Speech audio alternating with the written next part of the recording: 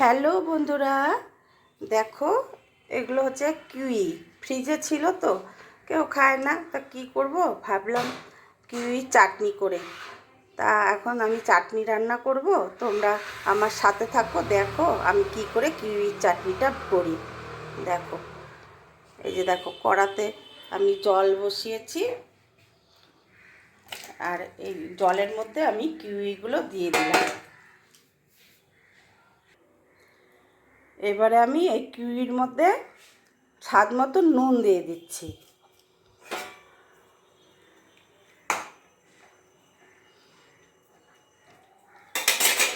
এবার একটু চাপা দিয়ে 5 মিনিট আমি সেদ্ধ করে নেব কিউইটা।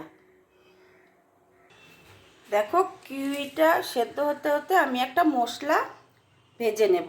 এখানে আমি ধনে নিয়েছি, দেখো গোটা ধনে, এখানে রয়েছে সাদা জিরে, এখানে মৌরি রয়েছে, এখানে অল্প একটু কালো সর্ষে নিয়েছি, আর নিয়েছি শুকনো লঙ্কা। এগুলোকে আমি এবারে ভেজে নেব। এই ফ্রাই প্যানটা বসিয়েছি, এর মধ্যে আমি এখন এগুলোকে ভেজে নেব।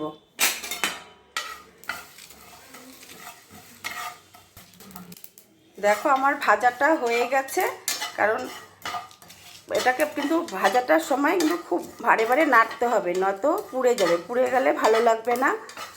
যেন আমার ভাজাটা দেখো হয়ে গেছে। এবার আমি নামিয়ে দেব। এই থালাটার মধ্যে দেখো নামিয়ে দিচ্ছি। একটু ঠান্ডা হলে তারপরে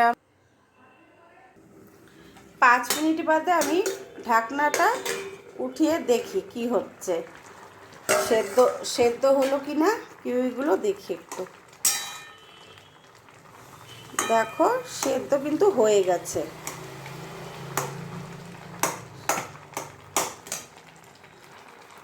এবার আমি এই খুন্তিটার সাহায্যে কিউইগুলোকে একটু ভেঙে ভেঙে দেব।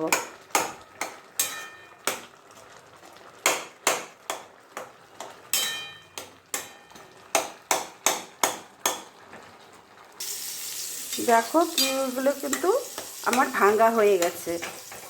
এবারে আমি এই যে এই বাটি, ছোট বাটির 1 বাটি চিনি দিয়ে দিচ্ছি। চিনির থেকেও কিছুটা জল ছাড়বে।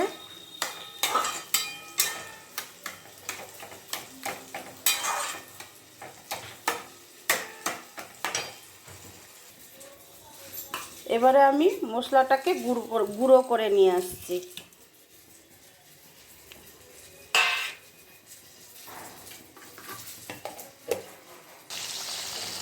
দেখো আমার চাটনিটা কিন্তু হয়ে গেছে। দেখো রঙটা কত সুন্দর হয়েছে দেখতে, কালারটা কত সুন্দর। এবারে আমি এই যে মশলাটা গুঁড়ো করে নিয়ে এসেছি, সেই মশলাটা এর মধ্যে দিয়ে দিচ্ছি। এই দেখো এই চাটনিটার মধ্যে কিন্তু এতটুকুও তেল নেই। আর কিউই খাওয়া তো ভীষণই উপকার, তোমরা জানো সকলেই, কিউইর তুলনা হয় না। এবার আমি গ্যাসটা অফ করে দিলাম। দেখো এভাবে অনেকেই এমনি এমনি খেতে পারে না, ভীষণ টক লাগে, তো এইভাবে চাটনি করে কিন্তু কিউইটা খাওয়া যায়। তোমাদের কেমন লাগলো আমাকে লাইক কমেন্ট করে তোমরা জানিও। ভালো লাগলে শেয়ার করো। সকলে ভালো থেকো, সুস্থ থেকো। দেখো কালারটা কি সুন্দর লাগছে দেখতে।